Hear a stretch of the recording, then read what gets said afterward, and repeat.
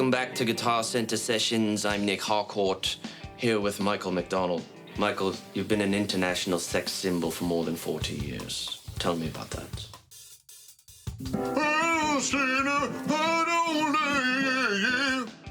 Selena Gomez, really? What about Taylor Swift? Yeah. Now, somewhere back in the late 70s, I, Nick Harcourt, was a program director across the Southwestern Pacific Northwest. Tell me about the internet. Apple Macintosh to the Steve Jobs, yeah. Control Alt Delete, yeah. Ironic, the Doobie Brothers never smoked marijuana. Only sometimes, woo. So then which one of your 4 nipples is most sensitive?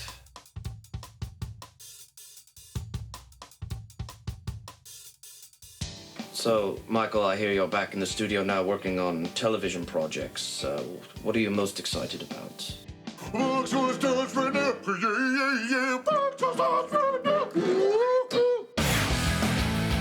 don't know a lot about sports, but I can drink a lot of beer.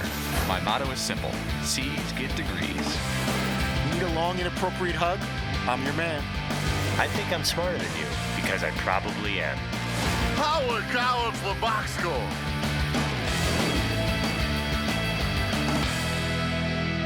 Hello and welcome to the Box Score. I'm Brock in Los Angeles, joined by the Danettes in Milford, Connecticut. You guys had a music debate in the man cave this morning, talking about great rock intros. Seton, let's say you're not Nick Harcourt, but you are a actual pitcher or a batter coming up to the plate. What's your hype song gonna be? Man, that's a good question. And I think we've kicked that around Yeah, a little bit before. But I don't know, I'd have to say Paulie's got in my head Smells Like Teen Spirit, so that would be pretty sweet to walk up to the plate, do. Yeah. How weird is it that that's a classic rock song? It's 21 years old. When I first got into radio, well, maybe like within a year or two, I was working at a classic rock station, and they were playing like Nirvana and Pearl Jam and 22, stuff. 23 years And I was like, what are you doing? This isn't classic rock. And they're like, it's 10 years old. It's classic rock. What? This is nuts. Are you serious? How about you, Todd Fritz? What song are you coming out to? I think I'm gonna go. I was thinking of like a rap song, but I think I would go Beastie Boys' "No Sleep Till Brooklyn" would be pretty cool. That's a good one, dude. What if you played for the Yankees? No. There's no sleep no- till Bronx. Maybe I would go. It doesn't matter. Yeah, or I'd go Oh, with, Yankees, you might go Biggie, right? Or, no, he's Brooklyn too. Yeah, you can't walk up to this is New York. You could go KRS-One. Boogie Down Productions, they're Bronx, Billy right? Joel, New York South State of Mind Bronx, too slow. South Bronx. The South Bronx. That's Dude. I remember that one. Right? The South Bronx. The South Yeah. Bronx. South. great. That would probably be good for the Yankees for sure. I like that. McLovin, what song are you using to hype up the crowd? Well, I've always been identified with Christopher Cross's "Sailing," you know. That's Sailing. But, G. yeah. Sailing. Sailing. I just want to be like a nice Spandau Ballet song. well. Just Christopher Cross is "When You Get Caught Between the Moon and New York City" is also a good line. But let's not count out "All Out of Love" or "Lost in Love" by Air Supply. Oh, yes. Yeah. I'm all out You can do of like a love. medley of Air Supply. I'm so lost without you. Yeah. Da da da da. Join That in. gets you pumped up. Even the night. Or Here I Am. Here I am. The To one close out your game, the one that you can always count on. Unrehearsed. Oh, yeah, boy, that's soft rock for your ass right there. Paulie, I know you're probably coming out to a Rush song, but what Rush song would be a proper song to intro Al Michaels' steak show you guys were talking about? Oh, the Rush song, YYZ, great instrumental coming at you like nobody's business. That'd be great for Al. They're like third most popular songs in instrumental. Yeah. It's amazing. Yeah, it's a very popular hope this kick-ass show song. happens. But yeah, Al could have anything. You know, Al would have a Sinatra song, I think. Like there's a song called I don't know if you can find it. There's a great song by Frank Sinatra called "Nice and Easy." And if you ever see him singing it, he just looks like the man. And it's called "Nice and Easy Does It," and it's very cool. And it'd be a good song for Al. Dude, no, it's Mac the Knife. For steak, Mac the Knife. That's good. Babe. Do you believe in baked potatoes? Back in town. All great ideas for intros to the steak show, but you guys threw around some great steak names for his steakhouse. Let's take a look at those as we bring you A box score exclusive. Steak and a story. Al American Steaks, Al Michaels, across the country, and you just say steak and a story. I like it. And it's Al great. going to all these cities. Yeah. You film him. Yeah. and you just Such a winner. It's a total winner. People will kill to be on that show to hang out and tell stories with Al, like famous people. Right. Athletes. So then all of a sudden he's in, Green Bay having a steak with Aaron Rodgers. Or he's in Providence and Roethlisberger stops by. Oh, look who's here. Hey, look at this. go to the Bay Area. John Madden shows up, Boom. sits down, Boom. and then no. Yeah. Play me on the boat. I love the idea. It's got to happen. We got to make some kind of push towards doing that. If Al was in on that, he's already heading to these cities, so he doesn't have to make special travel plans. He's already going to eat steak. I'm only bummed. Just when I was starting to, I was about to type up a list of cool ideas. All the listeners and viewers and you guys came up with like all the great names off of Steak and Meat and different titles for the new show. So I was just kind of sitting back and digesting it, if you will. But that I think would be an awesome show. I think that'd be a lot of fun to get special celebrity guests or athletes before the game, coaches, players to have steaks. Al can tell a story. And he can tell Dude great knows how to tell a story. Well, you guys threw around a lot of names for his steak show. Seton, have you guys nailed down your favorite? Not yet. Unfortunately, no. There was a lot of good suggestions. We got to give it a full 24 hours before we can really, and plus, then Al at some point would have to probably weigh in on the name of his own TV show. He might want to have something to do with. Then it. you got to look at trademark and Lord, if say we went Miracle Grill, that already exists. Right. So I heard one just before we got in here. Do you believe in marbling? yeah. Which is really sneaky for a steak show. yeah. I like that. Yeah. See what your Wagyu in there. Paulie, you seemed a bit disappointed that he wasn't eating a full meal in the booth. What was up with that? Well, I was doing some research on Al, and I Googled Al Michaels and steak, literally, and I got a lot of great stuff. And then I saw this story. It was from one of those websites, and said Al Michaels, rumor has it, eats a full meal. Like he has an entree and a side and a healthy. Like it's on a cart with a nice tablecloth on it, and some white linen. Just out of view of the camera when Right, like sitting if there. you were in got a Bordeaux. Like if you're in a nice hotel, what they bring you up for room service, it seems like Al has it. And I think it was wishful thinking on my part because there's very little research involved in this, but I'm glad that Dan asked him. We found out what his snack is. It's fine But china. if Al would have told us that, I've got a 24-ounce ribeye sitting next to me as I'm calling the Bengals versus the Lions, he would be even more so my hero. Yeah, but your story sounds a lot more exciting than Junior Mints and Grape. I almost wish Al would have lied and just said, that's absolutely true. That's absolutely He true. uses one of those forks that's just the two prongs. It's real long that he just stabs in it. Who needs 4 prongs? Yeah. Eat it right off the plate with your hands. All right, stick around. Dan has made his NFL Super Bowl picks, and they have upset one Danette. Want to cheer that Danette up? Give him a Ram 1500 Eco Diesel. That's right. Towing boats, hauling trailers, and climbing hills, and doing it fuel efficiently. Get more facts at ramtrucks.com. Guts, glory, Ram.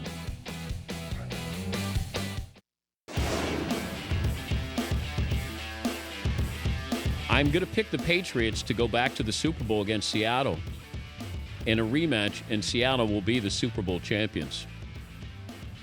We are back here on the box score. Fans all over the nation have been waiting for DP to make his Super Bowl picks, so now they are rushing off to Vegas and calling their bookies to get the bets in. He has the Seahawks over the Patriots, and they're going to exact revenge. McLovin, do you agree, or who do you have? I like it. I'm definitely leaning heavily towards the Seahawks in the NFC, and I'm leaning heavily towards the Patriots, although the Colts are in my mix. In Dallas. And Dallas is in my mix in the NFC. Seton, did it bug you that Dan didn't take the Patriots to go back-to-back? No, not at all. Another hater. Man, would I love that? No, it's all right. He's got his. He got them in the game. Okay, yeah, he's got them there, but man. Do you want that as a Patriots fan? Do you want him to pick them? No, not really. Because you feared the jinx too, right? Yeah. I feel like there's a lot of pressure on the Patriots this season. So, yeah. They really have to get and win a Super Bowl without cheating this time. And it would be great if somehow they just absolutely pummeled and crushed and destroyed the Ravens and the Colts. That's what I'm looking forward to. All right, fingers crossed for you. Well, there was one person that was a little ticked off by Dan's picks, maybe because of his jersey, Todd Fritz. You stuck me with the Captain Obvious nickname, and you're going with the same exact two teams from last year going back to the Super Bowl. Roasted. What's your record in picking? All I'm saying is sprinkling in a little nice comment about the Colts and Cowboys, but ultimately picking the same teams that were just there. But I'm not impressed. How many people had Seattle over Denver a couple of years ago? To start? Very few. Yeah, You may have been the exactly. only one in the entire free world. Yeah. A little shocking here. You know, Fritzy on a 2-guest day to go that willy-nilly late in the show. Strong 3-guest Thursday, though. Right, Gotta right. factor that in. Yeah, but I mean, usually Fritzy, this is hour 1 or 2. You would have said that with a guestless hour 3 looking you in the face. What's the story there, Todd? What got into you? I just, I don't know, I felt like being a little playful, and I can't believe of all the, you know, and we're waiting, we're counting down the weeks and days leading up to Dan's picks, and he went with the same 2 teams. I know the stats suggest it's hard for any team to repeat or come back, let alone both teams who were conference champions do it again. You know what's interesting, Patriots, actually? Now that I think about it, today you had both back row guys, although it seems like it was 3 days ago. Andrew went after Dan really hard in the opening segment. I did today. not. And then Fritzy Wait, how did I go after Dan? How did I go after Dan? That was, without a doubt, the most passionate / heated I've seen you on the show. No, that was Dan was heated. I said there's a media mob after Goodell. I didn't say anything about Dan, and Dan got fired up. Yeah, you went after him a little bit. I didn't think it was personal. I thought it was it's not personal. It was more of a direct opposite take of Dan's. It was the polar opposite of It where Dan wasn't, was but going. then Dan agreed. And Dan got a little heated. But Dan agreed exactly. I'm like, well, You got a little bit of what I get. I said, there's exactly what I said. I said Goodell was shielding Bisciotti and the other owners. And then Dan's like, I went after Bisciotti and I went after the Vikings. I think so Dan he felt agreed like, with me. because you would say things like, well, nobody went after these guys then. And he's like, no, I did. You know, so I feel like when you're like criticizing the media at large or like as a whole, but he takes it personally. Yeah, but then that's where he said, I never asked for Goodell to be fired. I'm like, but my point was, I just been in 500 columns saying Goodell should be fired. Like, he's actually more moderate than some of the fired Goodell people, but he immediately took the side of the fired Goodell people. It's pretty awesome. It's good. People should never take things personally. Speaking of completely personal, Todd, you took a shot at your brother today saying that you have the better career. Have you heard back from him? I think Paulie did. I did not hear back from him just yet. I did say, just to avoid any issues, especially because we have some family special events coming up, and I didn't want any hostility when we're taking pictures with bar mitzvahs coming up. I said, take a listen to the 11:20 Eastern segment of today's show. You'll get a kick out of it, just to kind of. So if he didn't hear it, you told him to listen to you telling him. Because I know how they are over at the mothership. A lot of them are watching. It's going to get back to them where they're listening, and one cubicle to another, and then it becomes like a game of phone, and he's going to end up getting the wrong idea, and then he's going to get all annoyed. Why didn't you tell me? You guys were talking about me and everything. So I want to nip that in the bud. If I tell him, listen to it, that'll be a lot better than him calling me later going, I had Bill Pito come over to me and say you were like ripping me. I'm like, I wasn't ripping. We were having fun with. I was asked to. Pito hasn't worked in 7 years. Has he left? 7 years. 7 years. That's like me. I left like 7, 8 years ago. Brock Strap, do you mind getting the box score exclusive red thing ready? Because I got something for you guys. All right, boy. Here is Paulie with this. A box score exclusive. Here's just into the box score newsroom. I got a hold of Ira Fritz and told him what was said on air. He said, wow, double wow with dots in between. And he put a lot of dots just like Fritzy does on all of his emails. And then it said, he goes, ask Todd where he got his start in the sports media. It was because of me. 4 letters, WFAN. What's that about? I would be curious to see how the translation went from what happened on air to what Paul relayed to Ira. To then see that got that reaction. I could tell you. But I could explain what my. It's definitely one of those things that reads worse than was said. I wrote to Fritz. I don't know if you were listening, but in the last segment we were talking about siblings, and Todd said that he had a far superior media career than you had, which is the question you answered on air. Was that pejorative? I wrote that in an email. I was posed that question. What's not in that email is how we sort of forced Todd and backed him into taking some type of position on that. But what he was referring to is, I didn't force that out of your mouth that you had a way, way, way better career than him. No, but I understand, but he's taking credit for the start of my career because I had met someone at a gym in Brooklyn who was working at WFAN as like a tape op who edits the tape and everything with a little razor blade and the marker back the way they did it back then. And one thing led to another, and I was thinking about doing an internship, but I was kind of talking myself out of it. I don't have any sports background. It's not going to work out. Long story short, my brother did push me and drove me to Astoria, Queens, and said, you go apply for that internship. And it was so Friday, his encouragement is what he's taking credit for? No, I'm just saying, for? Friday, January 5th, 1990, he drove me in very bad weather on a snowy day on Friday, January 5th, 1990, if your brother... to Queens to FAN. I went on an interview, and then I started. He's a maniac. And exactly so 2 weeks later, Friday, January 19th, 1990 is when I started as an intern. Let me ask you a question, a yes/no question. If your brother doesn't give you a little push and drive you that day in the snowstorm, do you think you work at WFAN? Yes or no? I'm going to say yes. Anyway. You still think you were going to go? I think Were you offered it? I was offered to go interview for an internship, but I needed a ride there. I would have had to take the train or whatever. Did your brother do the interview for you? No, Did your brother hire you there? Did your brother make any type of contacts for you there? No, and then once you get in, you got to. Don't let him sidle on your success, Todd. They had like a razor blade and there was reel to reels, and there was a marker, and you had to cut it and splice it, and tape it together. And then you're gonna spend the rest of the night bulking. But imagine me doing that, Mr. Handy. That I was, you have to quickly edit tape with these reel to reels. Yeah, please, guys. Put it in the cart and run it. The only people getting hurt in all of this are the Fritz children. So please, let's spare them that. Screwed that up. All right, coming up, we're looking back at the Danettes' childhood in a very pixelated Know Your Row.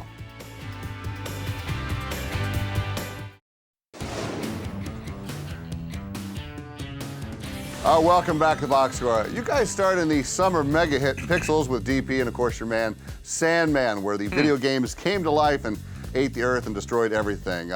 Those days are in your past, and it's time to look back, much like the Fritz children may do in the future from a therapist's couch. But we'll do it asking you about your favorite arcade game. You told us, we recorded it. It's time to figure out what they were as we play.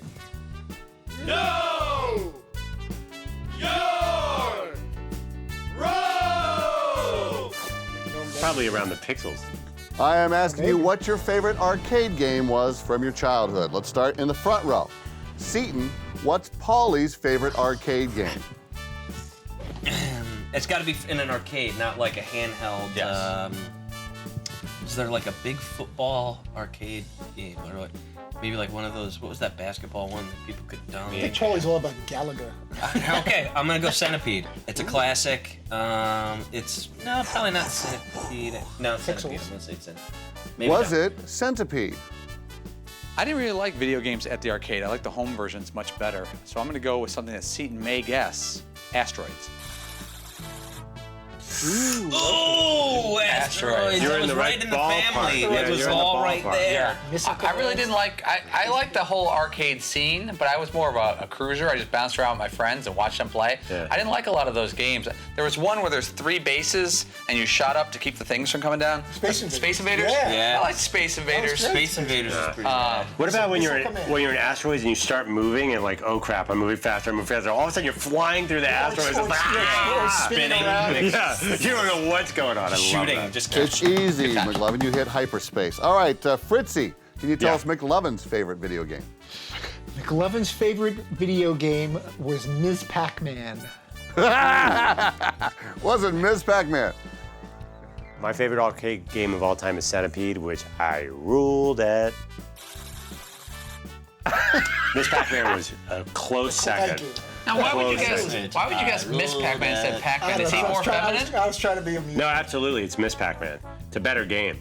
I don't know I would why. guess Miss Pac-Man for him because she's kind of cute. You know, you go to like a restaurant now. They'll have Miss Pac-Man. They never have Pac-Man. Miss Pac-Man's better because there's like 2 or 3 places where you can switch to the other side. Yeah.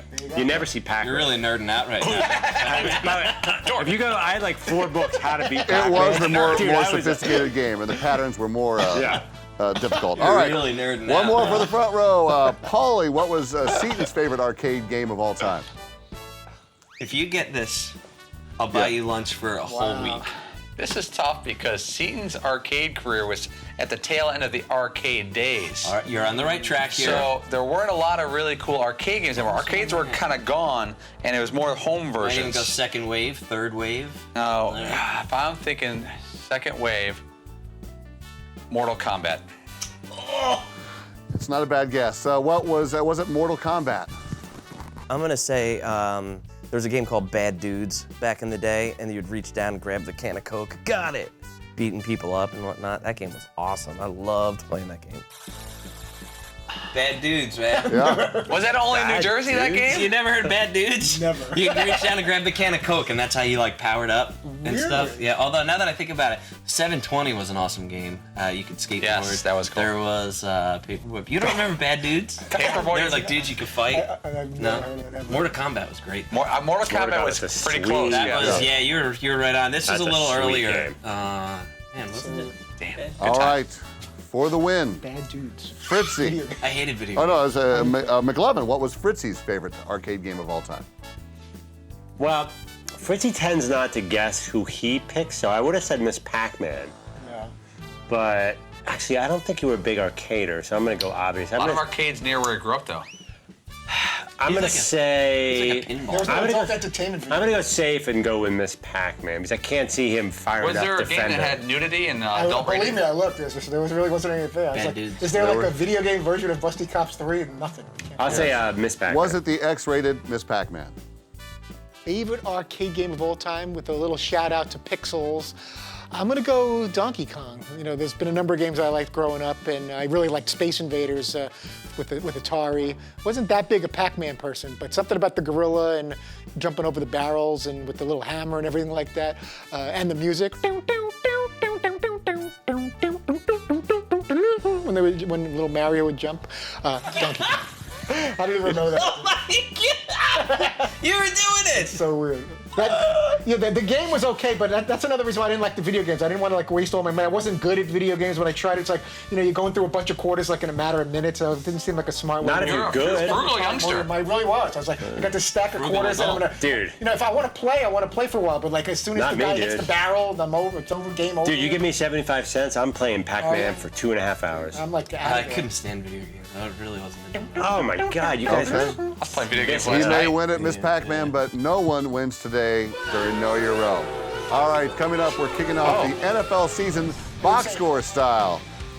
How are we doing that with, we're doing our Ram Heavy Duty. That's why we're heading out there tailgating all over this great nation of ours. We're bringing the box score to a town near you. Most likely not. With its best-in-class towing, torque, and horsepower, the Ram Heavy Duty Guts Glory Ram. The box score presents great moments in DP show history. If I got some work done, welcome to Football Night in America. Thanks for watching Great Moments in DP Show History. History! Welcome back to the box score. We're making history. Tomorrow night is the beginning of the NFL season in Foxborough, and the Patriots are going to be hanging another banner up there in the rafters. Seton, what's the over-under on the cold ones you're going to be consuming during that ceremony? Well, I'm probably not going to go too far out of my usual. So anywhere between 1 and a dozen. A dozen. Those are solid numbers. And kids, if you're at home, those are respectable. All right, well, if the NFL season is starting, that means that Dan is heading off to host Football Night in America. The Danettes need to begin their season box score style. It's time to bring back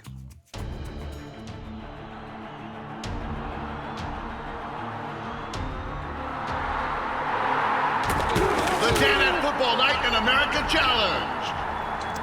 All right, with Tom Brady being the focus tomorrow, he will be the focus of week 1 of our challenge. I'm going to ask you how many touchdown passes he will complete for 5 points and who the first recipient will be for 2 points. Is that clear enough? Total number, no closest to the pin. You need to be exact on your guess on the touchdown passes and who he passes it to for 2 points. So, Seton, you were our big winner last season, so start us off. I'm going to go 4 touchdown passes. First one to Mr. Julian Edelman. Very nice. McLovin. I will go 3 because I think they'll run in 2. And actually, I'm going to go safe with Gronk as the first touchdown. Paulie. I'm going to go 2 touchdown passes, first one going to Edelman. Paulie, well played. Who do you got? I want to see what everyone's picks were. I'm going to go 2 and Gronk. 2 touchdown passes, Gronk with the first TD We sort of catch. went mix and match. Surf and turf. Well, there's the last pick, and that's going to be me. I'm going to go with 3 and what's-his-face, Amendola. So there we are. We're all in. No chance there. No chance. Is he playing? chance I have there. no You're idea. not going to find him until midway through the season. Perfect. He's a member of the team, yes. Yeah. Okay. They'll have like 14 catches in the Super Bowl. All right, Fritzy, who's a member of the show tomorrow? Rodney Harrison, Troy Aikman, and Kurt Warner will all be among Thursday's guests on the Dan Patrick. They'll be all of them, actually. Hey, Not look at among you. them. They'll be all That of is them. all the guests currently. That we know of. Yeah, not among. That'd be. Did you see how Currently, concise that those are all was? the How guests. tight his teeth All right. Thank you, gentlemen. We are back tomorrow at 3 p.m. Eastern right here on Audience, Channel 239. The podcast is available on iTunes or podcast1.com. Cheers. I don't know a lot about sports, but I can drink a lot of beer. My motto is simple. C's get degrees. Need a long, inappropriate hug? I'm your man. I think I'm smarter than you, because I probably am. Hey, thanks for watching the box score. Holy